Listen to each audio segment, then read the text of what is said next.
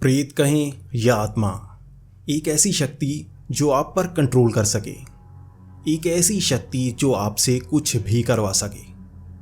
इसे कहा जाता है पोजेशन, डिमोनिक पोजेशन।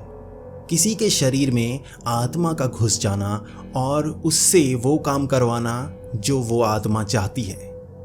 पूरी दुनिया में कई ऐसी घटनाएं हो चुकी हैं जिसमें लोगों के अंदर वो आत्मा गई और उनसे बहुत ज़्यादा बुरे काम करवाए। इतिहास में भी आप कई ऐसी घटनाएं देख सकते हैं जिसमें उन अपराधियों ने खुद कहा कि उन्होंने वो काम किए ही नहीं, बल्कि उन्हें तो वो याद तक नहीं था। जब उन पर लाई डिटेक्टर टेस्ट किया गया तो उसमें उनकी बात सच्ची थी, लेकिन सीसीटीवी फुटेज में भी उन्होंने वो जुर्म किया था। आपको कैसा लगेगा अगर कोई आपके सामने खड़ा होकर ये कहे कि उसने ये काम किया ही नहीं है और वो लाई डिटेक्टर टेस्ट में भी पास हो जाए, जबकि दूसरी तरफ उसकी एक फुटेज चलाई जा रही हो जिसमें वो काम करता साफ साफ दिख रहा हो। ऐसा ही होता है डिमोनिक पोजेशन। सबसे पहले तो बात करते हैं पोजेशन क्या होता है। पोजेशन यानी कि अधीन। तो डेमोनिक पोजेशन हुआ डीमन के अधीन हो जाना।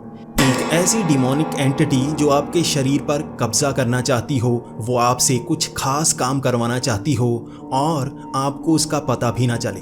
कई घरों को हॉन्टेड हाउस कहा जाता है। कई कब्रिस्तान में लोग जाने से डरते हैं और इसका कारण भी वो यही बताते हैं कि वहाँ पर डरावनी आत्माएं रहती हैं जो शरीर पर कब्जा करने की कोशिश करती हैं।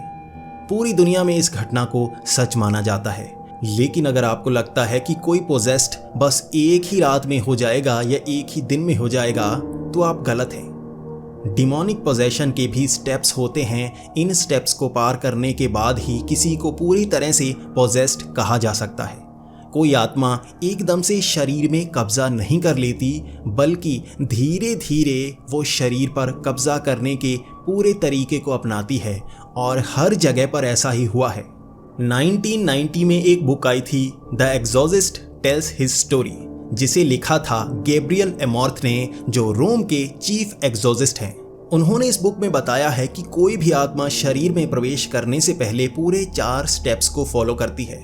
उन्होंने जितने भी केस देखे हैं, उन्होंने जितनी भी बुरी आत्माओं को शरीर से बाहर निकाला है, वो इन 4 स्टेप्स को फॉलो करती हैं। ये उन्हें हर बार पता चला है। तो अब हम उन्हीं 4 स्टेप्स की बात करते हैं।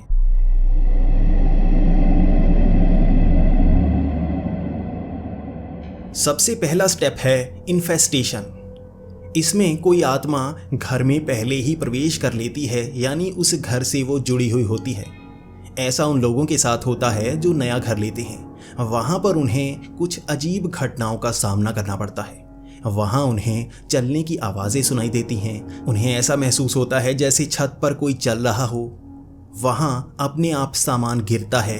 किचन में चम्मच का गिर जाना, प्लेट का गिर जाना, और वहाँ जाकर जब वो देखते हैं ना तो कोई बिल्ली कुत्ता वहाँ होता है, ना ही वहाँ हवा चल रही होती है। धीरे धीरे ये घटनाएं थोड़ा बढ़ती हैं। उन्हें लगता है घर में एक स्मेल आती रहती है और वो किसी खास जगह पर आती है। वो स्मेल धीरे धीरे हर हिस्से में आना शुरू हो जाती है।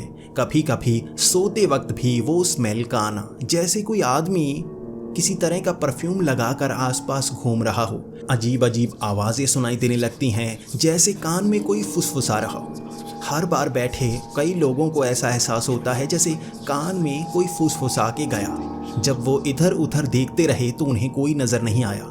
कई बार परछाइयाँ नज़र आईं। वो जब भी इधर उधर देखते तो कोई परछाई जैसे भागती हुई दिखती। ये साधारण घटनाओं की तरह लगते हैं और कुछ लोग इस पर ध्यान तक नहीं देते। उन्हें लगता है ये घर में छोटी छोटी घटनाएं हैं और यही फर्स्ट स्टेप होता है पोजेशन का।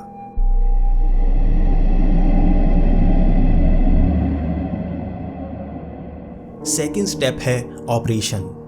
इसमें घर में रहने वालों के साथ कुछ और ज़्यादा घटनाएं होना शुरू हो जाती हैं। वो आत्मा थोड़ा थोड़ा असर दिखाना शुरू कर देती है, जिसमें फिजिकल अटैक्स भी आते हैं। कभी कभी लगता है चलते वक्त किसी ने टांग अड़ाई हो, अपने आप गिर जाते हैं। कभी कभी सीढ़ियों पर उतरते वक्त जैसे किसी ने धक्का दे दिया हो। अपने आप किसी ने गैस को चला दिया हो, जैसे वो आग जलाने की कोशिश कर रहा हो। घर में अपने आप कहीं पर तेल गिर जाना और आपका बार बार पैर फिसलना। बाथरूम में भी कभी कभी नल अपने आप चल जाना। धीरे धीरे वो नुकसान पहुंचाने की कोशिश करने लगते हैं। आपको रात को ज़्यादा बुरे सपने आना और लगभग एक जैसी आकृति हर बार नजर आना।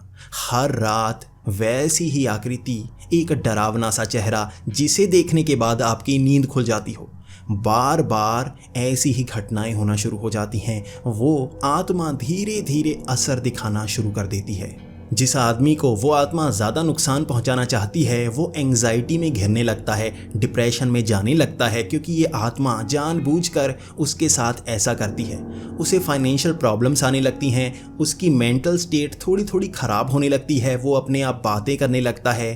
धीरे धीरे उसके रिलेशनशिप्स में भी प्रॉब्लम आना शुरू हो जाती हैं, क्योंकि कोई आदमी अगर एक जगह पर बैठा रहे, डिप्रेशन में चला जाए, एंग्जाइटी में चला जाए, तो बाकी दुनिया उससे थोड़ा सा दूर होने लगती है। और यही वो डिमोनिक स्पिरिट करना चाहती है, उस आदमी को अलग थलग कर देना, उसे नुकसान पहुंचाने की कोशिश करना, ताकि वो बिल्कुल दबा दबा सा हो जाए, बाकी दुनिया से कट जाए।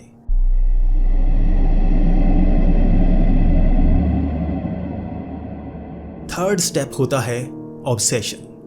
इसमें वो आत्मा शरीर पर अब ज़्यादा असर करने लगती है। उस आदमी को अलग थलग तो कर दिया जाता है और वो आदमी अब सुसाइड के बारे में सोचना शुरू कर देता है। इतना डिप्रेशन में जाना शुरू कर देता है कि वो आत्मा उसे अपने कंट्रोल में कर पाए। लाइफ से जब दूर होना शुरू कर जाए कोई आदमी, तब वो डेमोनिक स्पिरिट उसके शरीर में एंटर कर सकती है और वो रास्ता बनाती है। जब कोई इस स्टेज पर पहुंच जाता है तो उससे सही से बोला नहीं जाता, उसके गले से कभी कभी शब्द नहीं निकलते, भीड़ से वो दूर रहना शुरू हो जाता है, उसे अंधेरा ज़्यादा पसंद होना शुरू हो जाता है। जब 2-3 लोग इकट्ठे वहाँ कुछ बात कर रहे हों तो उसका गला बार बार सूखता है, उसके शब्द नहीं निकलते, बाकियों को लगने लगता है जैसे उसकी आदतें बदल गई हैं। वो एक जगह पर बैठा रहता है और किसी खास चीज़ के बारे में लगातार सोचता रहता है। जो डिमोनिक पोजेशन के स्टेज पर पहुंच जाता है वो पूरी रात जागता रहता है, उठता रहता है, घूमता रहता है, क्योंकि उसे नींद नहीं आती। वो नींद से डरना शुरू कर देता है, क्योंकि नींद में ऐसे डरावने सपने आते हैं कि उसे लगता है वो जिंदा उठने वाला नहीं। और यहाँ पर उसे मरने के ख्याल आने लगते हैं, तो वो आत्मा पूरी तरह से तैयार होती है उसके शरीर में एंटर करने के। यही थर्ड स्टेज पर उसे पूरी तरह से पोजेस्ड नहीं कहा जा सकता और सबका मानना है यहाँ से बिना किसी एग्जॉस्ट के उसे बचाया जा सकता है, वो खुद ही ठीक हो सकता है। लेकिन इसके बाद जो फोर्थ स्टेज है वहाँ से अपने आप खुद को बचाना मुश्किल होता है, किसी एग्जॉस्ट की सहायता लेनी पड़ती है जो उस डिमोनिक स्पिरिट को शरीर से निकाल सके।